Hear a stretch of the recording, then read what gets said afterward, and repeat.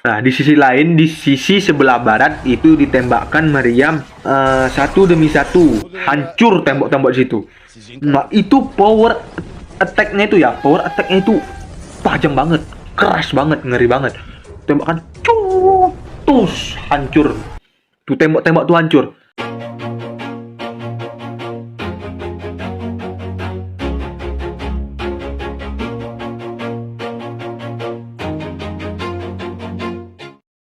Nah, oke lelekku. Jadi malam nih aku mau bahas tentang takluknya Konstantinopel. Nah, seperti yang kita tahu ya, Konstantinopel itu adalah kota yang sangat maju, kota yang sangat kuat, pertahanan sangat kuat, sistem keamanan itu sangat ketat. Nah, kota yang benar-benar paling besar pada zaman dulu. Jadi, kisah tentang takluknya Konstantinopel ini mengubah haluan dunia. Yang awalnya kota Konstantinopel itu kan, yang pertahanannya cukup kuat, yang keamanan cukup ketat, kota yang besar, yang sangat sulit ditaklukkan, yang memang benar-benar kuat pada masa itu, ditaklukkan oleh pasukan yang dipimpin oleh satu orang yang bernama Muhammad Al-Fatih. Nah, sebelumnya nih ya, cerita ini, kisah Muhammad Al-Fatih ini, kisah takluknya kerajaan Konstantinopel ini memang benar nyata adanya. Ini bukan tokoh khayalan, ini bukan cerita fiktif, cerita naratif, cerita atau segala macam cerita, tapi ini memang benar-benar kisah nyata. Nah, jadi memang benar-benar Muhammad Al-Fatih ini memang benar-benar berperang gitu sama kerajaan Konstantinopel. Nah, jadi yang malam ini mau aku ceritakan ini tentang cerita tentang takluknya kerajaan Konstantinopel. Jadi zaman dulu itu ya, ini nggak ribet-ribet amat. Dulu cuma ada dua tempat, yaitu kalau nggak timur, ya barat. Jadi timur sama barat. Timur itu kalau sekarang Persia, kalau barat itu Romawi. Daerah timur sudah berusia sekitar 1200-an tahun. Sedangkan barat ini, yang Romawi ini, baru berusia 650 tahun. Jadi zaman dulu itu ya, yang kayak aku bilang tadi, ada dua kota yang cukup terkenal. Yang pertama kota Konstantinopel, yang kedua ada kota Roma. Nah, kota Konstantinopel ini ya, pada saat itu merupakan kota yang emang benar-benar megah gitu. Kota besar, megah, banyak pedagang-pedagang yang berdagang di dalam kota itu.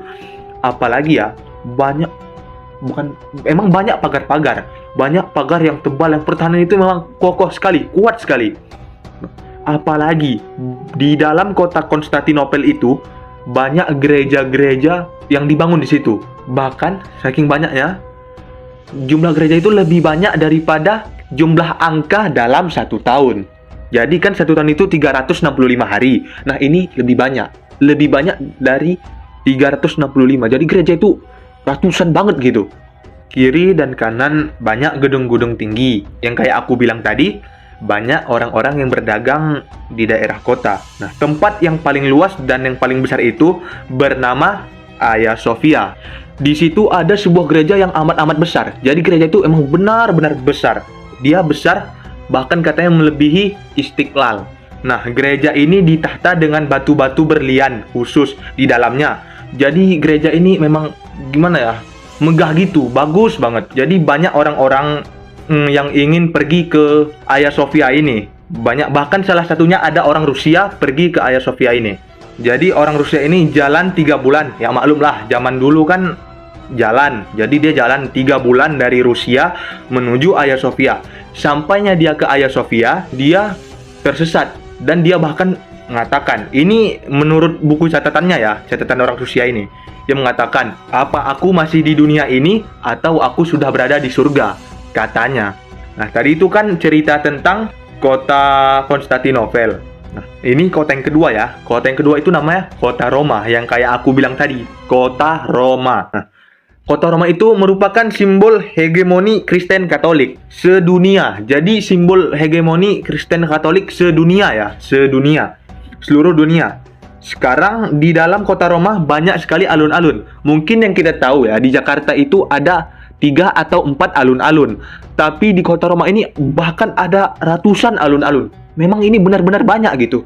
Dan yang lebih parah lagi ya, masing-masing dari alun-alun tersebut diapresiasikan dengan batu dan air mancur. Dan dari dulu nih ya, dari dulu sampai sekarang, air yang keluar dari air mancur tersebut masih bisa diminum. Nah, ini adalah simbol kekuatan orang Katolik di sedunia, adanya di Roma, ya kan? Di dalamnya, di dalam Roma ini ya, ada sebuah negara yang bernama Negara Vatikan. Nah, sekarang kita agak mundur dikit ya. Kita balik ke tahun 5 Hijriah. Jadi pada tahun 5 Hijriah itu ada satu perang dalam Islam ya.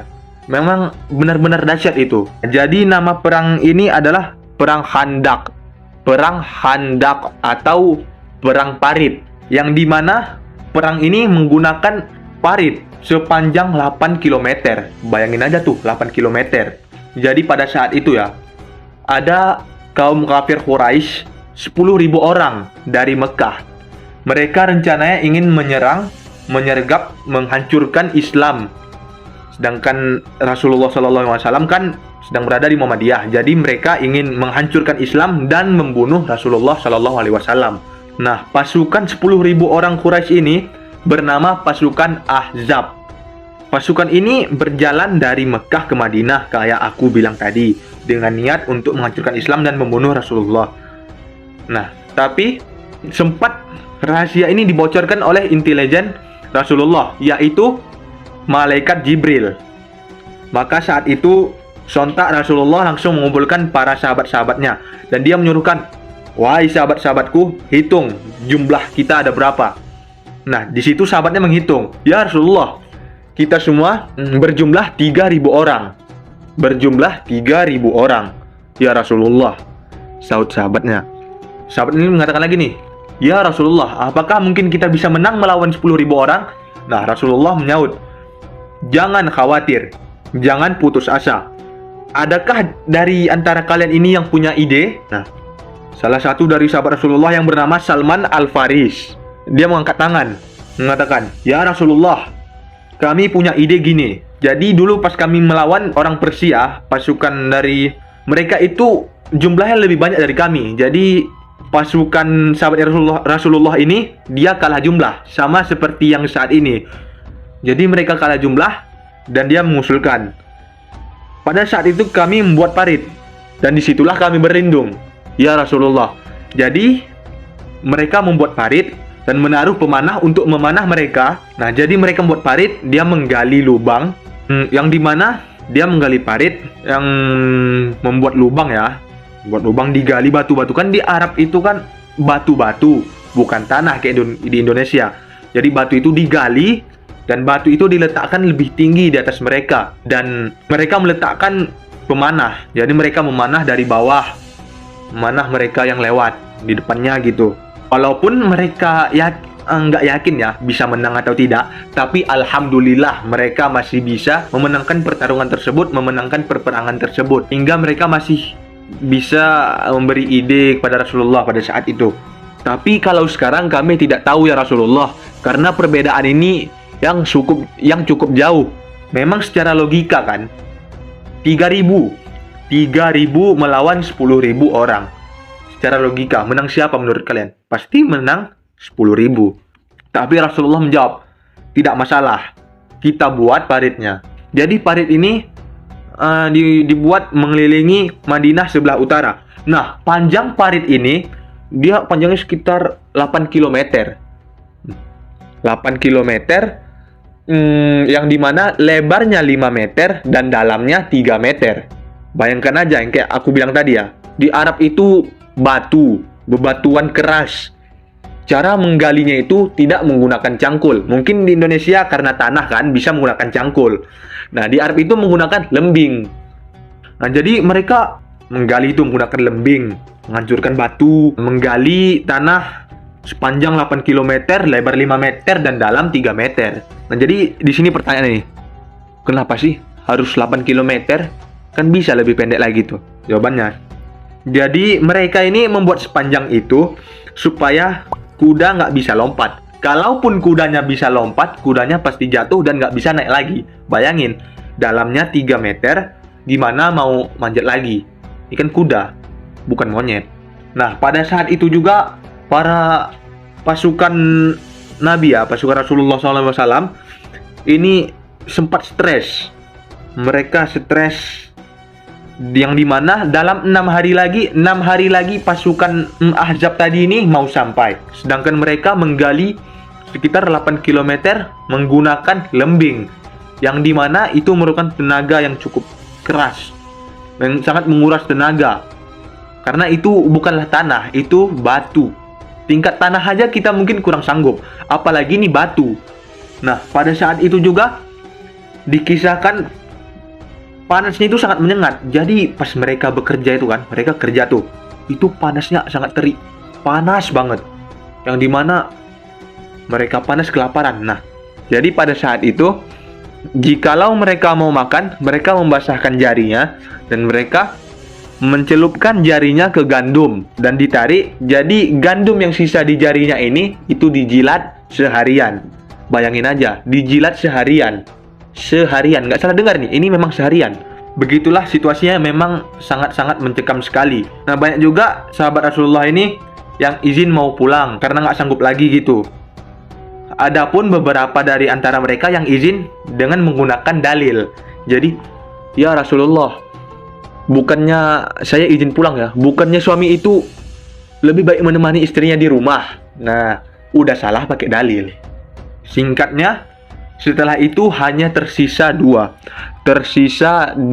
tipe orang yang di situ, yaitu golongan orang-orang yang memang beriman, yang niat, dan yang kedua adalah Yahudi tersesat. Yahudi terpaksa. Kenapa Yahudi ada di situ? Nah, memang gini, Yahudi itu memang licik kali otaknya ya. Jadi katanya, ya Rasulullah, karena kita sesama warga Madinah, kita harus saling membantu. Nah, padahal mereka sendiri udah kong kali kong. Mereka udah kong kali kong sama pasukan Ahzab tadi, yang 10.000 orang. Mereka udah sepakat nih, nanti kalian serang mereka dari bagian belakang. Nah, biar kami serang bagian depan. Nah, dan sebagian dari kami juga nih ya, mengganggu masing-masing keluarga dari mereka. Nah, tapi pada saat itu ya, saat krisis mencekam kayak gitu, sahabat Rasulullah ini bertanya, ya Rasulullah, yang mana dulu kita taklukkan? Konstantinopel kah? Atau Roma dulu? Jadi orang-orang Yahudi situ berpikir kan, ini orang udah nggak waras nih, udah kurang makan. Bisa-bisanya jumlah 3.000 nanya dulu, yang mana yang kita taklukkan? Konstantinopel atau Roma dulu? Tapi Rasulullah menjawab, kita akan menaklukkan Konstantinopel terlebih dahulu. Nah, di sini Yahudi berpikir lagi nih, pantas aja yang lain gila, orang pemimpinnya juga gila gitu. Nah, singkat cerita, peperangan Ahzab ini dimenangkan oleh kaum muslimin. Rasulullah menyampaikan, sebaik-baiknya panglima adalah panglimanya, dan sebaik-baiknya pasukannya adalah pasukannya. Lalu sahabat berlomba-lomba untuk menaklukkan Konstantinopel. Nah, yang pertama ada namanya Abu Ayyub Al-Ansori. Adalah orang yang mendapatkan kehormatan. Mengapa dia mendapatkan kehormatan? Karena pas Rasulullah ini hijrah dari Mekah ke Madinah, Rasulullah sempat menginap di rumahnya Abu Ayyub 7 bulan. Di situ seluruh orang yang tinggal di Madinah itu iri dengan Abu Ayyub, karena Rasulullah menginap tinggal di tempat Abu Ayyub selama 7 bulan. Apalagi nih ya, kalau ketika terjadinya perang gitu, Abu Ayyub selalu membawa bendera yang bertuliskan La ilaha illallah Muhammadar Rasulullah, yang sebagai pertanda bahwa Nabi ada di situ, Nabi Muhammad ada di situ. Nah, ketika Nabi wafat, Abu Ayyub ini berusia sekitar 80 tahunan. Jadi dia mendengar namanya Yazid pengen pergi ke Konstantinopel untuk menaklukkan Konstantinopel. Maka Abu Ayyub bilang, wahai anak muda, bapak mau ikut. Nah, si Yazid ini bilang lagi nih, bapak ngapain ikut? Biarkan aja kami anak-anak muda yang ikut gitu. Tapi Abu Ayyub ini bersikeras mau ikut. Dia menjawab, nggak mau, pokoknya bapak mau ikut, nggak mau titik gitu. Si Yazid ini naik lagi, kenapa sih bapak bersikeras gitu untuk ikut kami? Nah, baru Abu Ayyub ini mengatakan, sebenarnya bapak ada janji dengan Rasulullah. Dia ini ingin menunaikan janjinya. Nah, anak muda ini, Yazid ini, naik lagi nih sama bapak tuh, sama Abu Ayyub. Memangnya bapak ada janji apa sih sama Rasulullah? Tapi si Abu Ayyub nih, dia nggak jawab. Dia bilang, pokoknya janji, ini ada janji, ini rahasia, tidak ada boleh yang tahu. Jadi singkatnya Abu Ayyub ikut. Nah, di tengah jalan Abu Ayyub sekarat. Nah, ketika Abu Ayyub itu sekarat, dia menyampaikan amanah sama si Yazid tadi. Nah, ini amanah bapak. Bapak nggak mau dimakamkan dimanapun, kecuali bapak harus dimakamkan di dekat tembok Konstantinopel. Karena bapak ingin menunaikan janji bapak kepada Rasulullah. Di situ Abu Ayyub nih bilang lah. Jadi sebenarnya janji ini dia ingin mendengar gemericing pedang, suara cing pedang gitu, dan suara derap kaki kuda pasukan-pasukan yang akan mengalahkan Konstantinopel. Lalu pada saat itu Rasulullah mengaminkan doanya si Abu Ayyub ini ya.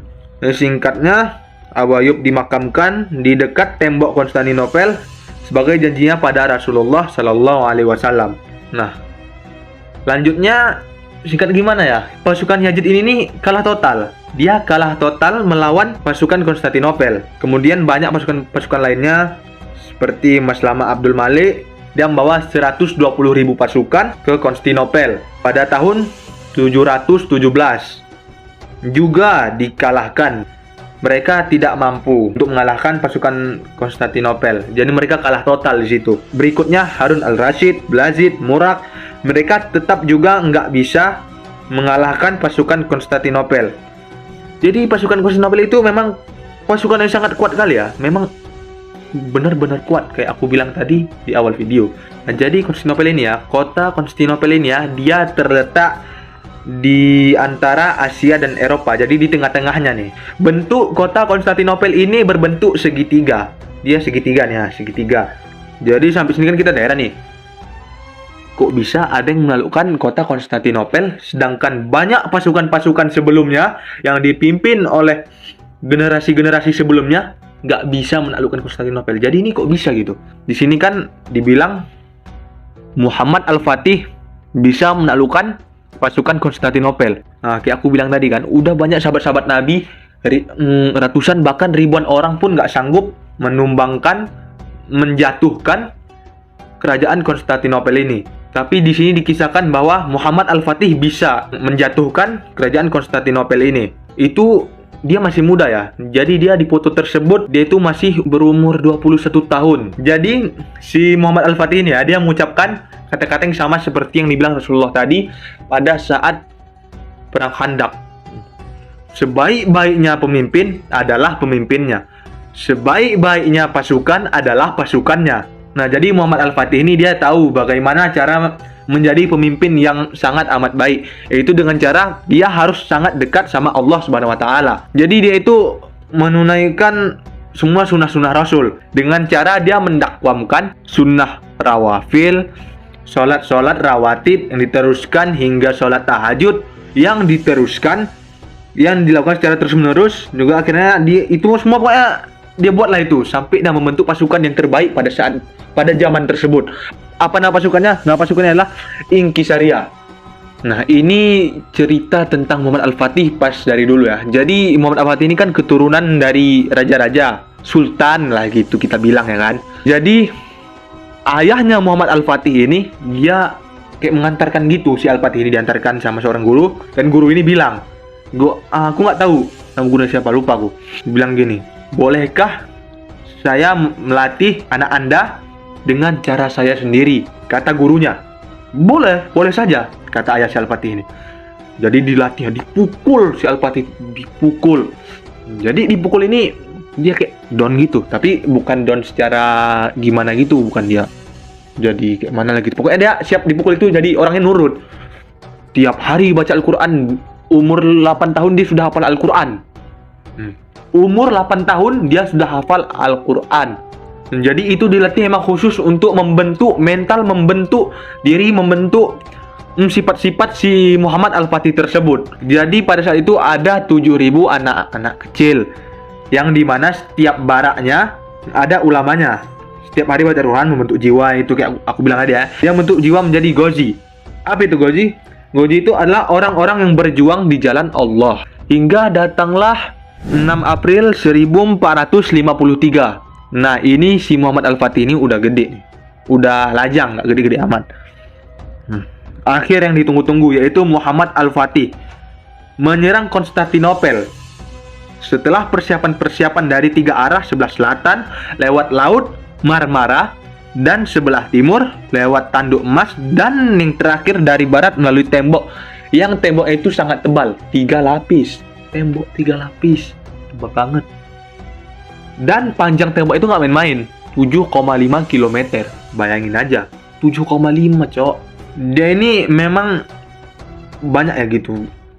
Banyak usaha-usahanya. Seperti mereka kan perang nih, tambah dengan pasukannya 400 kapal untuk menembus sebelah lautan. Kapal-kapal kecil dibuat untuk menembus Teluk Tanduk Emas dengan total 250.000 orang.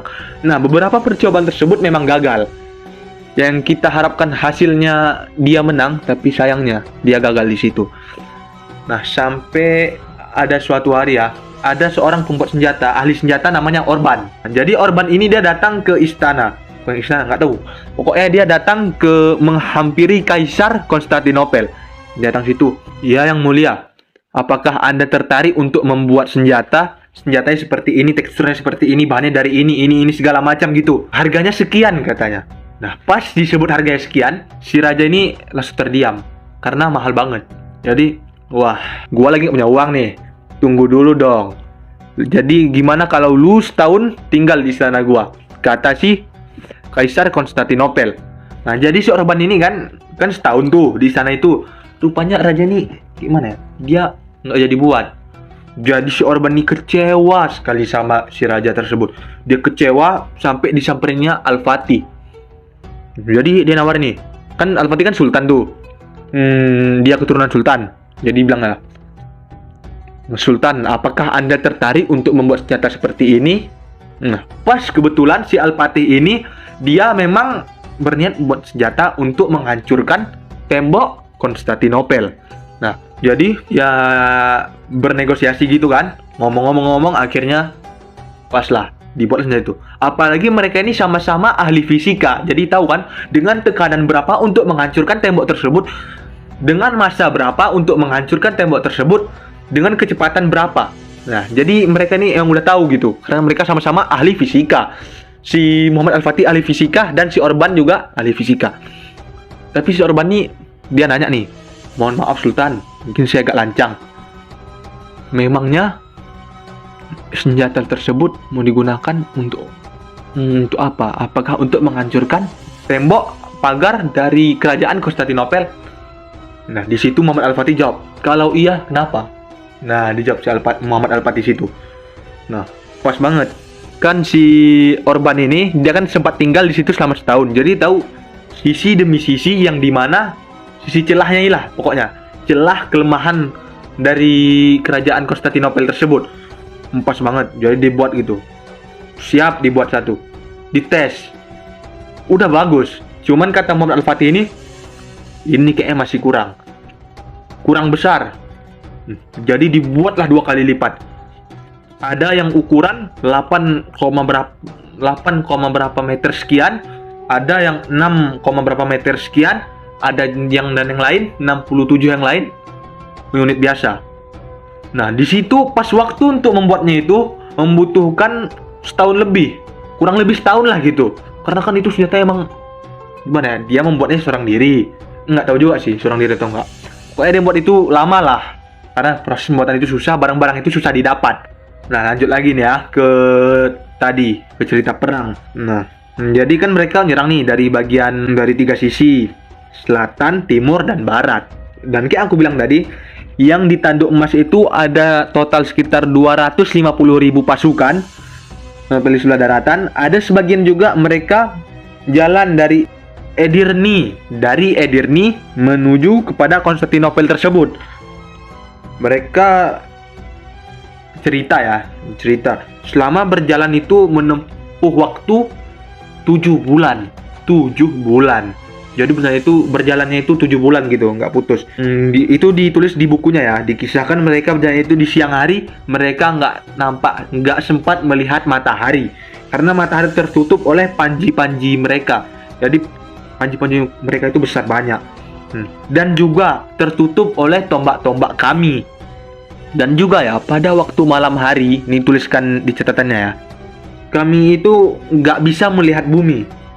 Kami itu tertutup oleh kemah-kemah kami. Nah, sedangkan ketika mereka ini berjalan ke Konstantinopel, nah, dari orang-orang Konstantinopel ini menuliskan catatan harian mereka ini ya, mereka yang berjalan selama 7 bulan ini. Mereka menyaksikan pasukan Muslim yang datang kepada kami, seperti sungai dari besi yang memenuhi dari pantai sampai pantai. Bayangin aja tuh, rame ya, dari pantai sampai pantai. Terus itu kan terjadinya pada saat hari Jumat. Jadi mereka memutuskan untuk sholat Jumat terlebih dahulu.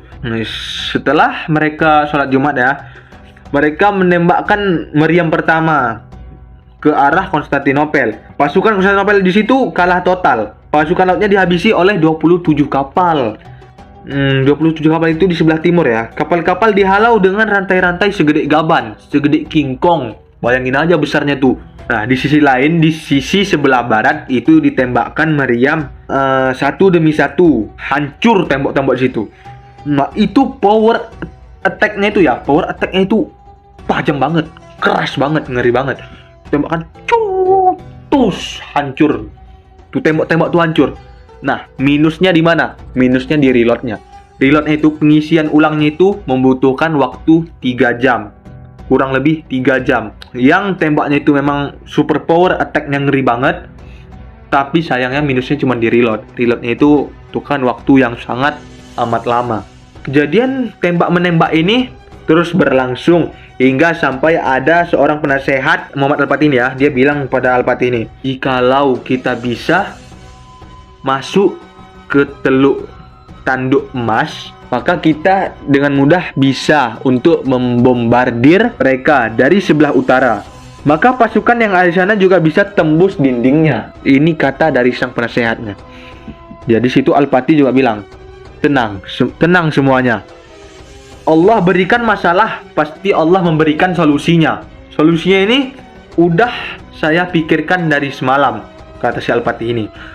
Jadi kita parkirkan kapal-kapal kita nanti malam kita angkat kapal-kapal kita, itu angkatnya ke bukit tuh. Kita angkat kapal-kapal kita dan kita turunkan lagi ke Teluk Tanduk Emas. Nah, gitu.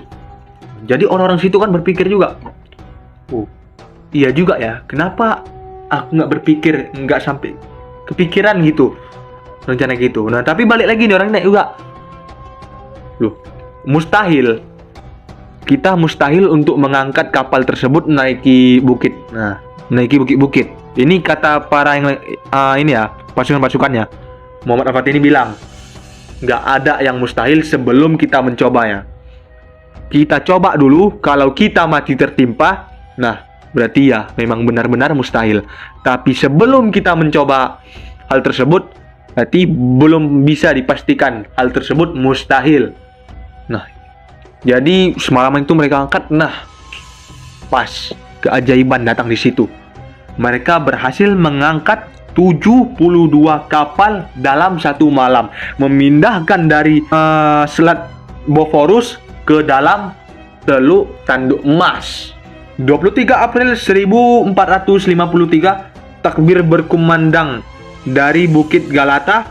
Orang-orang Konstantinopel pun mereka lari ketakutan tunggang langgang. Mereka langsung buru-buru naik ke atas menara, melihat ke atas Bukit Galata tadi, dan mereka melihat situ ada keajaiban strategi perang dan berkibarnya bendera La ilaha illallah Muhammadar Rasulullah di atas Bukit Galata.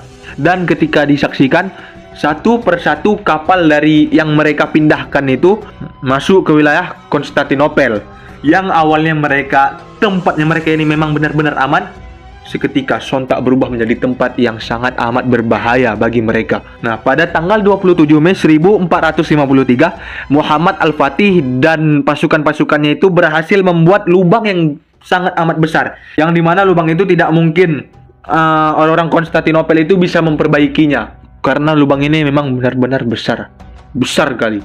Lalu Muhammad Al-Fatih ini bilang, cukup, kita berhenti berperang sebab 2 hari ini kita membuat serangan terakhir kita, kata Muhammad Al-Fatih. Jadi mereka ini buat strategi dulu untuk penyerangan terakhir terhadap kota Konstantinopel ini. Dan Muhammad Al-Fatih ini bilang, andaikan kita mati, lebih baik kita mati di bawah reruntuhan. Tapi misalnya kalau kita menang, kota ini menjadi milik kita, kata Muhammad Al-Fatih. Lalu pada tanggal 28, seluruh pasukan itu disuruh puasa sunnah, karena untuk serangan terakhirnya kan. Jadi mereka baca Quran, sholat tahajud. Siap sholat tahajud itu Fatih berkhotbah, seandainya pelukan kota Konstantinopel berhasil, sabda Rasulullah sudah jadi kenyataan. Karena Rasulullah itu nggak pernah berbohong. Rasulullah itu mengatakan yang memang pasti benar-benar terjadi. Nah, akhirnya Muhammad Al-Fatih ini masuk ke daerah Konstantinopel ini, dan lalu dia berhasil menaklukkan Konstantinopel tersebut. Dan Al-Fatih ini mengucapkan Alhamdulillah, semoga Allah merahmati para syuhada dan para mujahidin. Mereka ini ya bangga dan syukur dan ditemani oleh bendera La ilaha illallah Muhammad Rasulullah. Dengan kudanya dia langsung ke gereja Hagia Sophia tadi. Selama perjalanan dia menoleh ke kiri dan ke kanan sambil mengucapkan Masya Allah 3 kali.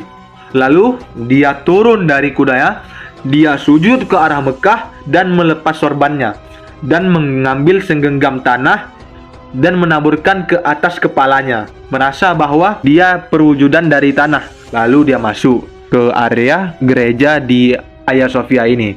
Di situ dia mendapati ribuan orang menangis, ribuan orang-orang Konstantinopel situ menangis karena mereka menangis histeris ya, karena takut dibunuh gitu. Takut orang Islam ini, orang Muslim ini membalaskan dendamnya gitu pada orang-orang kafir. Takutnya gitu. Di situ Muhammad Al-Fatih mengatakan, kami tidak akan membunuh siapapun. Kalian tenang saja. Kalian semua tidak akan dibunuh, tidak akan disakiti siapapun. Siapa yang ingin tinggal di tempat ini maka tinggallah. Tapi siapa yang tidak ingin dipimpin oleh Islam maka silahkan keluar.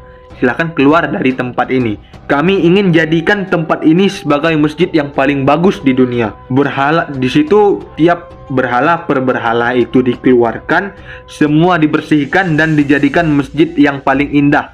Lalu azan pertama dikumandangkan pertama kali di Konstantinopel pada tanggal 29 Mei 1453 dan sekarang sudah dijadikan sebagai museum. Nah, di museum itu kita dapat melihat ya, ada beberapa peninggalan situ, yaitu salah satunya pedang Muhammad Al-Fatih yang panjangnya 1,5 meter.